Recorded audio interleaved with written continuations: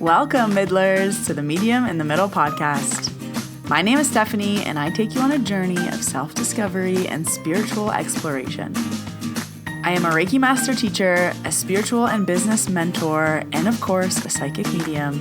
And I am here to share my story and help you tap into your extraordinary abilities. Join me every Wednesday as we dive into the realms of intuition, energy healing, and all things mystical. Whether you're a seasoned spiritual seeker or just dipping your toes into the magical waters, this podcast is your go-to source for inspiration, guidance, and a whole lot of lessons and laughter along the way. Let's get started. Hello, Middlers. Welcome to episode 218. Thank you for being here. If you are new, welcome. My name is Stephanie. I am the medium in the middle. You are a middler. Welcome back. I am excited to talk about this topic today. We are talking about imposter syndrome and what you can do to help if you feel this way. I decided to do this podcast episode yesterday, and that's when I actually pulled the card pull for this week. And then today, when I was speaking with my first mentee call of the day, we were talking about how she was feeling a lot of imposter syndrome and how she felt frozen, and there was a lot of talk about this feeling and what to do about it. And I said, oh, that's so interesting because the podcast I'm going to record today is all about imposter syndrome. So just a little nudge that this is the right time to talk about this subject and just share with you some of my thoughts, my tips, what you can do to help if you are feeling like an imposter in your area. So I want to start off with the card pull this week, and I pulled from the Colette Baron Reid Enchanted Map deck, and the cards just fell perfectly. So there's 2 cards for this week. And as a reminder, I always pull them live with you on Instagram. My Instagram is @mediuminthemiddle.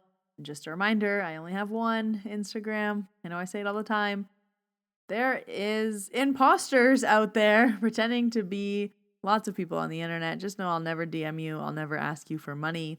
We had 2 cards on this card pull. The first card is card 54, Encouragement. You are receiving a nudge in the right direction. This card tells you that you're being gently encouraged to step into your power, into the dream of your life. New things are out there to be explored, and the nurturing power of the universe is giving you a nudge in the right direction. You will get the help you need and won't be alone in your quest. Every step you take right now is supported by the wisdom of the universe. You are on the right path. Keep going. Oh, what a nice card. Followed by card 14, Ride the Wave. Right now, success is easy and effortless. Okay. You can be assured that you're entering a time where you can ride the wave of abundance. The tide has turned and you can put your surfing skills to the test. Everything that you know, all your talents, coupled with your hopes and dreams, will carry you forward. People and circumstances have come out of the ocean of potential and possibility to take shape in a wave of spectacular activity. Know that you're definitely on the right path. So if anyone needed to know that they were on the right path, there's 2 cards saying nearly the same thing. Just a huge thumbs up from the universe. You are on the right path, keep going, and know that you're definitely on the right path were quite literally the words spoken this week. I like it. I'm feeling this type of way. I feel like I was in a little lull for a while. I wasn't thinking of any new ideas. I wasn't feeling motivated. I was just wanting to go get a job somewhere and just give up on everything. All entrepreneurs, I feel, go through ebbs and flows of feeling motivated, feeling inspired, just wanting someone else to write you a check, feeling unmotivated, uninspired. So it ebbs and flows. But I feel like I got my juju back. So there's lots of announcements of new things that are coming out and back. I also released my first ever card reading flash sale. So I'm traveling a lot this month, so I wanted to just find ways to do something fun. And I have like odd days off here and there. So I launched a flash sale and it sold out in 24 minutes, which is amazing. I will be doing another one Whenever I can, I'll try to sneak these in because it was so fun. You get a video recording, you got to ask a question, and I really liked it. So stay tuned on Instagram. Stories always gets all that information first. So if you have me on Instagram, make sure story post notifications are turned on because it sold out so fast last time. There was only 10 spots. I know it will sell out again. But lots of exciting things coming up in June. Medium in the Middle is turning 4, which is very exciting. I have another practice mediumship circle on June 22nd. I was running these monthly. I just had to stop for a few months because things got busy. But I fit one in for June. So June 22nd, there will be a practice circle to practice your mediumship. It'll start with some guidance from me. We'll do a little meditation. We'll call people in. And then you will give and receive a 20-minute practice session with a partner. And then we come back and we talk about it and I answer your questions. It's really good. It's about an hour and a half. June 22nd, limited spots, and they are going quickly. So if you are thinking about it, I highly recommend just jumping on and saving it. Make sure that you are available at that time. You have to be there live so that you can practice. The next Reiki level 2 is June 8th and 9th. That's coming up here quick. And the next Reiki level 1 is June 22nd and 23rd. So all the courses are out now. They're all live for registration. I will leave all the links you need down below in the show notes. But yeah, like I said last week, I'm going into a busy few weeks. I am going to Vancouver for a friend's wedding this weekend. Next weekend, I'm in Ontario. And then I'm going to Florida. So lots of fun things coming up. I just booked my yearly photo shoot for my business, which is also fun. And then there's another long weekend and Canada Day. We're rolling into summer, even though it's still snowing here in Banff. I got snowed on just on Sunday on a little hike. So those are the announcements for this week. Everything you need is down below in the show notes for more information on my website as well. It will tell you all the details, the times, what's included, all the prices, all that fun stuff. So today's podcast episode is inspired by a question that I got a while ago from an Instagram Q&A I've been saving for a podcast when I felt the time was right. I have to feel inspired to talk about something. But the question was, do I ever get imposter syndrome? The writer wrote that they're just starting their Reiki business and it's so real. So I want to talk about imposter syndrome and some of my tips.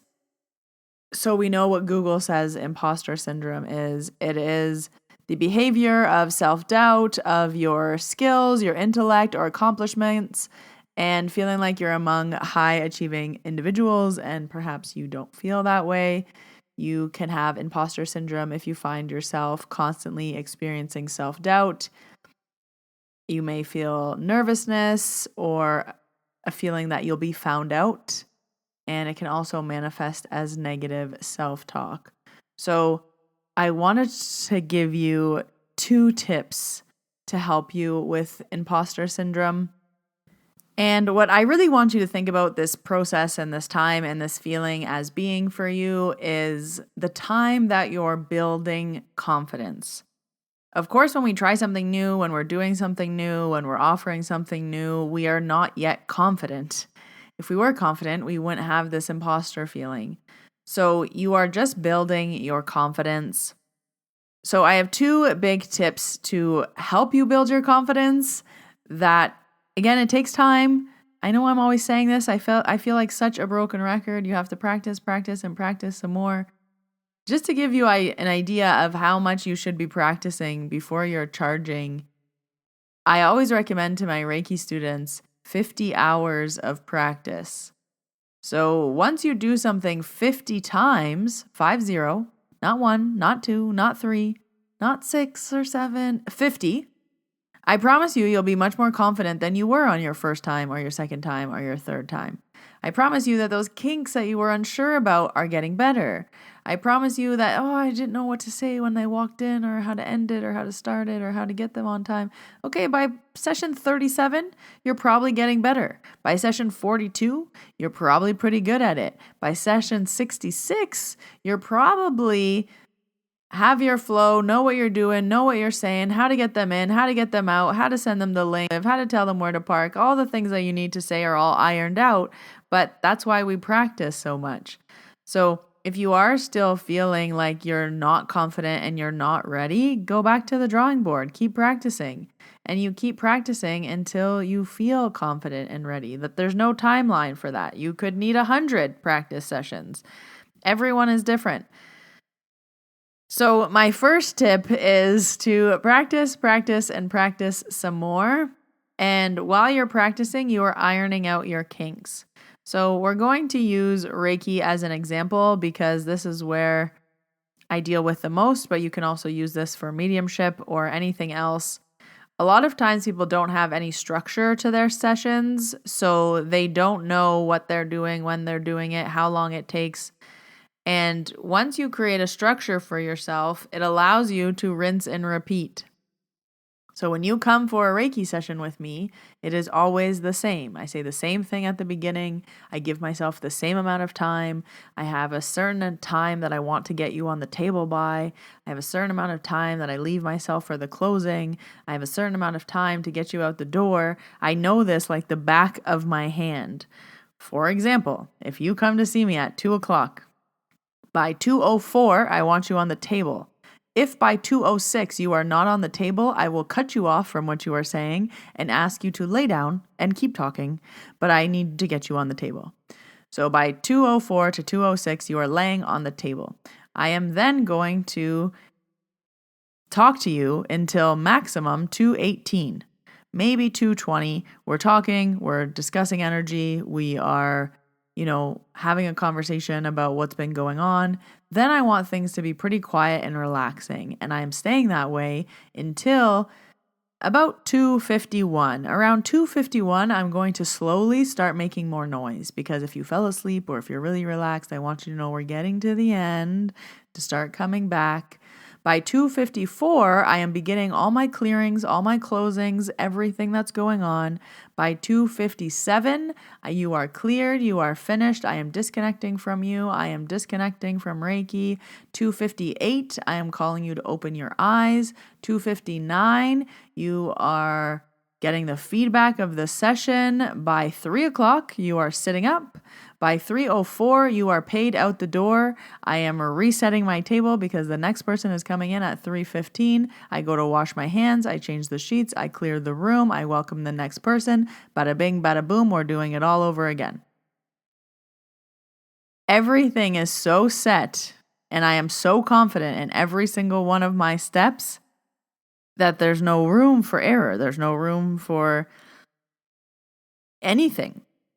So I'm very confident in that process. But before I had that process, I was not feeling very confident. I was like, can you lie on the, when do I get you on the table? Okay, well, I'm going to stop. When should I stop? Oh no, we've been talking the whole time. And, do I tell you what's going on in your energy now? Do I wait for later? I'm not quite sure. How do I get you up? Okay, I need to get you out the door because I have someone else coming. I don't want to be rude. Oh, but what if I have to I should wash my hands. And I forgot, I forgot my water. I don't have water with me. So now I'm thirsty. And now I'm thirsty going into my next session and I don't have time to get water. Oh no, what do I do?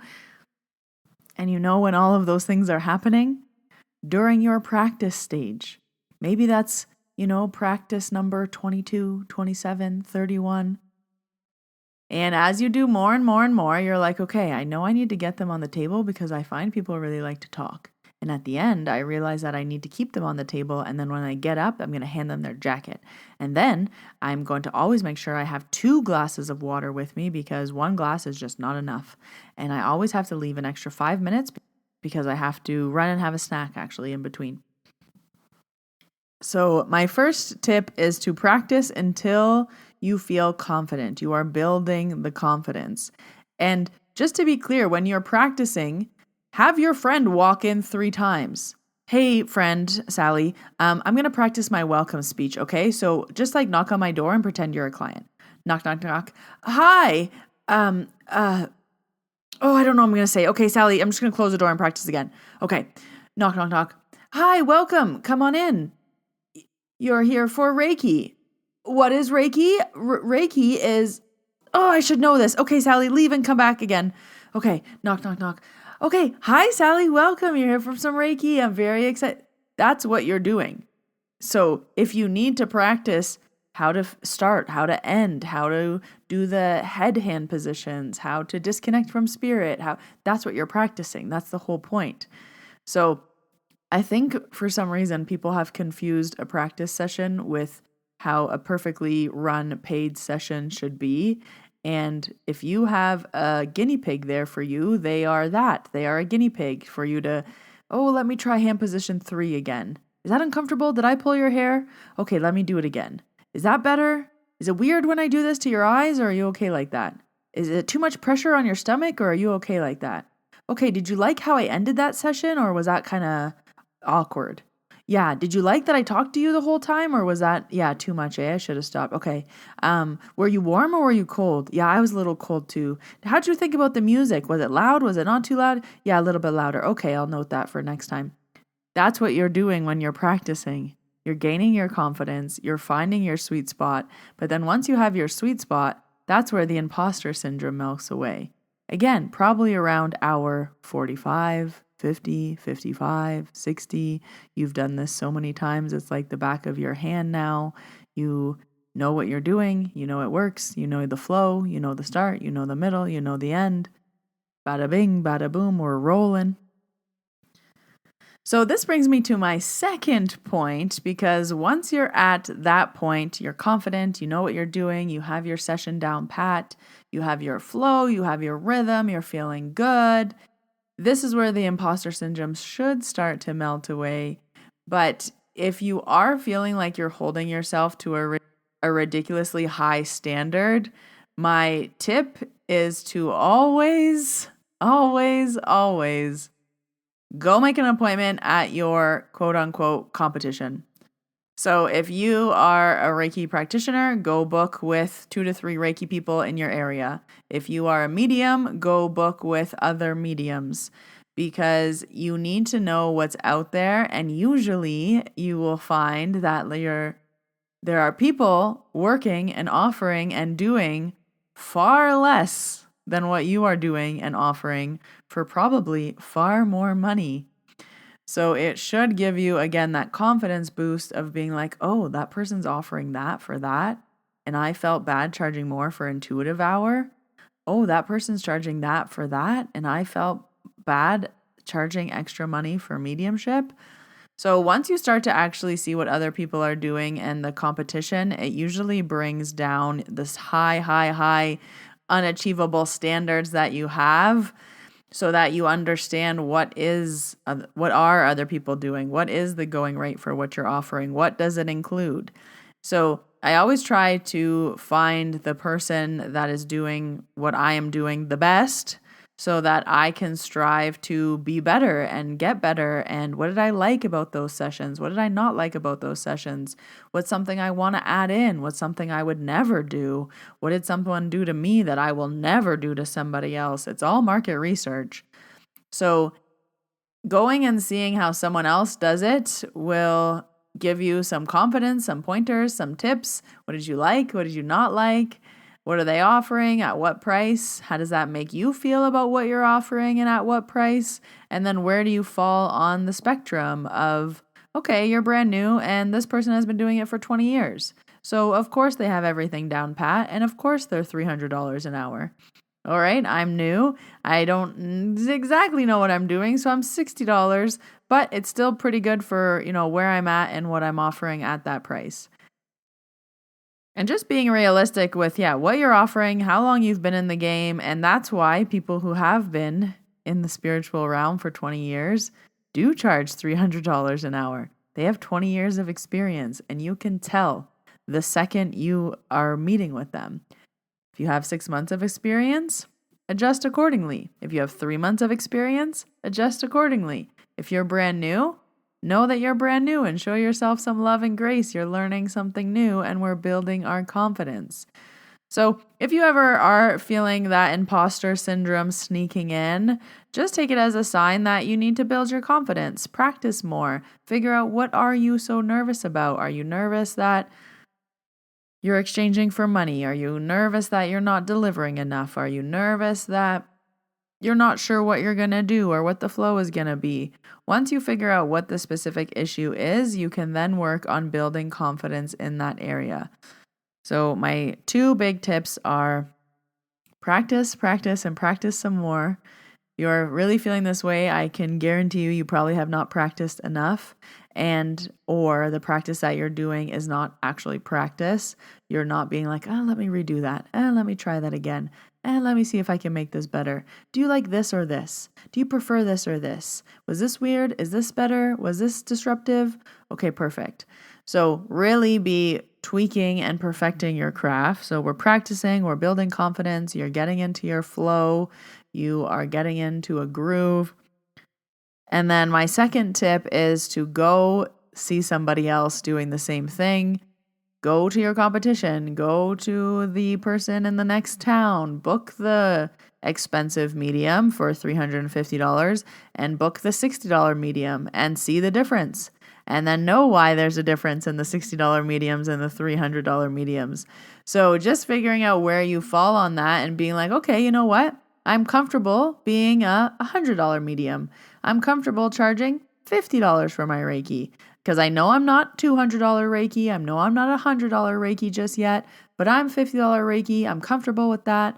I know I'm giving good value. If they want $100 Reiki, they'll go to the $100 person. If they want an amazing, perfect, great reading, they'll go to the $300 person. But if they want me, who's doing a pretty good job, and yes, I'm learning and I could get better, but I'm still delivering, it's $60.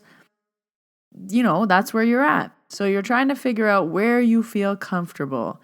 And if you don't feel comfortable, then make some adjustments, make some changes. But the fun thing about this is that you're in charge and you can do and change and adjust however you like. So I hope those tips helped you. Don't worry, it is normal to feel these things. It is normal to feel anxious. It's normal to have that imposter syndrome creep up. But everything is a lesson, and just take it as a mirror. What is shining to you? What is being brought to your attention? What do you need to change, release, adjust, practice more on, gain confidence in, get better at, improve?